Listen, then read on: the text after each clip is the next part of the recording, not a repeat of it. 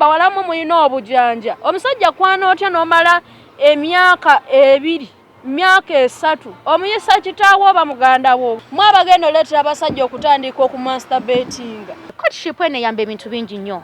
Ekuyamba okumanya empisa z'omuntu gw'ogenda okubeera naye. Kaabulengana okwetegereza omuntu tomukalubiriza bulamu lwakubanga mbu courtship. Courtship yadda nkadde kyoyagala okutugamba nti nze gwe bakwanye nga banzije mu ndongo.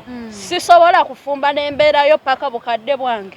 Tayinza kugumiikiriza myaka 2. Marusha nze sigenda kuwulira nga nfa. Bw'oba omaze okuntegeera lwaki nkulwisa? Nze nsobola okumala naye ebbanga eppanvu ne simutegeera. Naye gwe amaze naye ebbanga ettini n'omutegeera. Like how? Singa bagenda mu courtship emala yandikimunnyonnyodde nti nze munnange omwana asooka waffe tumulya. Buli kimu okyagala naye bumumala emyaka 3 oli maama we.